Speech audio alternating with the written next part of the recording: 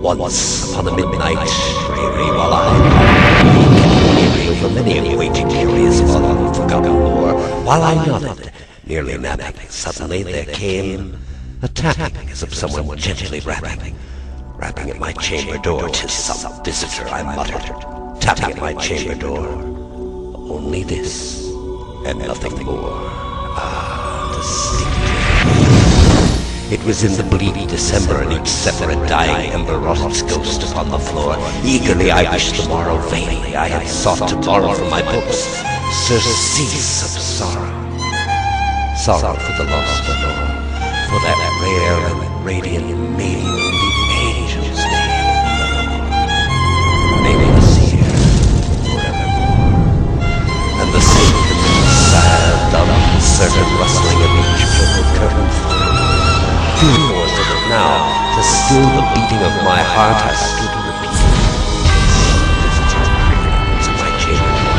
Some late visitor at my chamber door. This it is, and nothing more.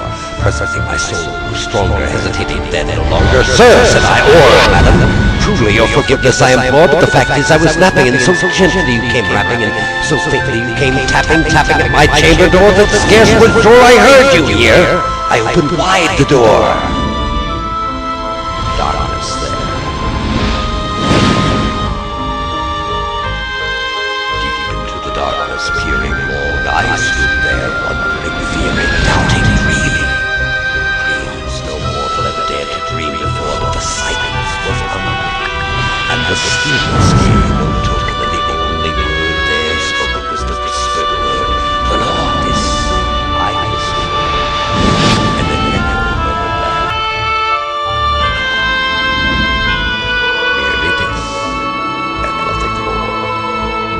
Back to my chamber, turning all my soul within me burning. Soon again, I heard a tapping, something louder than before. Surely, said I, surely that is something at my window lattice. Let me see what thereat is, and this mystery explore. Let my heart be still a moment, and this mystery explore. 'Tis the wind, and nothing more. Open here I flung the shutter, when with many a flirt and flutter in their step the stately raven of the saintly days of yore. Not the least obeisance made he, not a minute stopped or stayed he, but with mien of lord or lady perched upon my chamber door, perched upon a bust of Pallas, just above my chamber door, perched and sat, and nothing more. Then this ebony bird beguiled.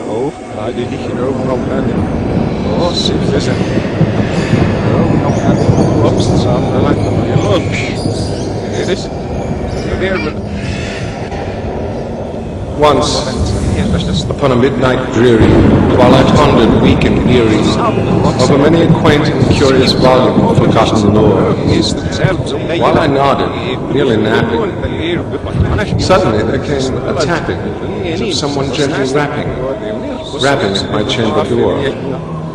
'Tis some visitor, I muttered, tapping at my chamber door.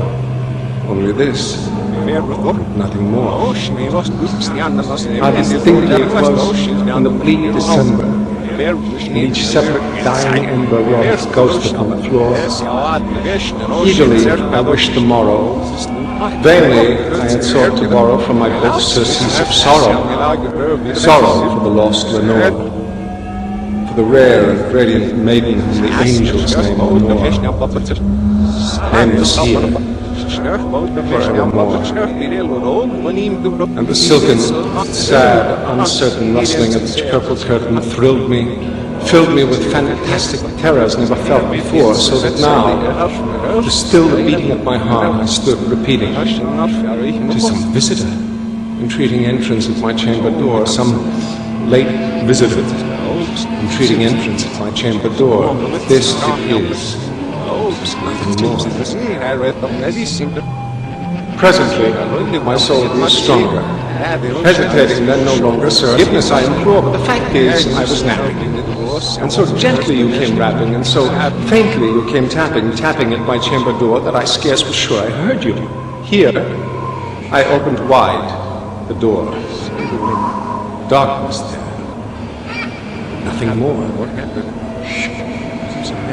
deep into that darkness peering. Long I stood there wondering, fearing, doubting, dreaming dreams no mortal ever dared to dream before, but the silence was unbroken. The stillness gave no token. The only word there spoken was the whisper, Lenore. This I whispered, and an echo murmured back the word, Lenore. Merely this.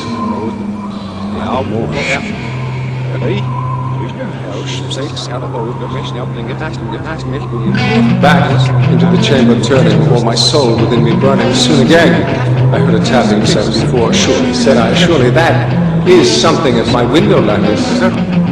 Let me see then what thereat is, and this mystery explore. But my heart is still a moment. This mystery explore, 'tis the wind, and nothing more. Open here I flung the shutter, when, with many a flirt and flutter, in there stepped a stately raven, of the saintly days of yore. Not the least obeisance, maybe, not a minute stopped or steady, but with mien of lord or lady, perched above my chamber door, perched upon a bust of Pallas, just above my chamber door, perched and sat, nothing more. Then, this ebony bird beguiling my sad fancy into smiling, by the grave and stirred decorum of the countenance it wore. Though thy crest be shorn and shaven, thou, I said, art sure not craven, ghastly, grim, and ancient raven, wandering from the nightly shore. Tell me thy lordly name is on the night's Plutonian shore. Quoth the raven, nevermore. Much I marvel this ungainly fowl to hear discourse so plainly, though its answer little meaning, little relevancy bore, for we cannot help agreeing that no living human being ever yet was blessed with seeing bird above his chamber door, bird or beast, upon the sculpted bust, upon his chamber door, with such a name as nevermore.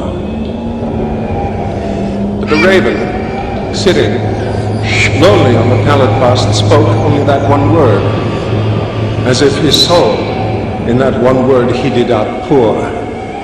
Nothing farther than he uttered, not a feather than he fluttered, till I scarcely more than muttered, other friends have flown before. On the morrow he will lead me, as my hopes have flown before.